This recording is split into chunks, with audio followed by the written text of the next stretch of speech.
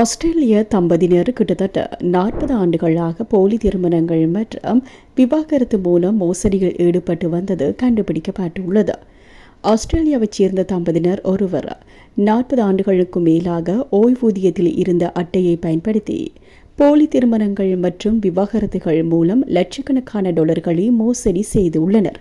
தற்போது 73 வயது கொண்ட மூதாட்டி 1981 தனது முதல் கணவர் இறந்த பிறகு விதவை பென்ஷன் பெற தொடங்கியதில் இருந்து இந்த மோசடியில் ஈடுபட தொடங்கியுள்ளார்.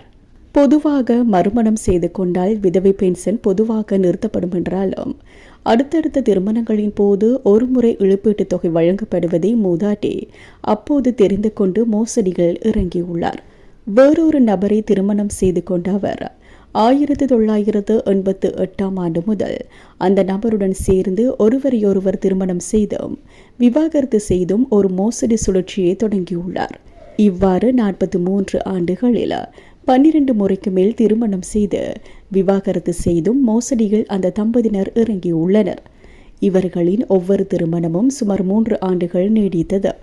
பின்னர் கணவரின் வேலை நிமித்தம் அடிக்கடி வெளியூர் பயணங்களை காரணம் காட்டி விவாகரத்து செய்யப்பட்டுள்ளது. இதன் மூலம் பெண்களின் விதவை பென்ஷன் தொகை மீண்டும் மீண்டும் பெற்று $3,42,000 அதிகமான இழப்பீடு தொகையை பெற்றுள்ளனர். அவர்களது திருமண வரலாற்றின் தொடர்ச்சியான தன்மையை பார்த்த ஓய்வூதிய அதிகாரிகள் சந்தேகமடைந்த போது அவர்களின் மோசடி வெளிச்சத்திற்கு வந்துள்ளது.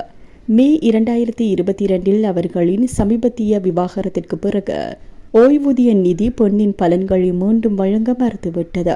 இதனை எதிர்த்து வழக்கு தொடர்ந்த தம்பதிக்கு நீதிமன்றம் கண்டனம் தெரிவித்ததுடன் ஒரே நபரை மீண்டும் மீண்டும் திருமணம் செய்து கொள்வதும் விவாகரத்து செய்வதும் துஷ்பிரயோகம் என்று தெரிவித்துள்ளது.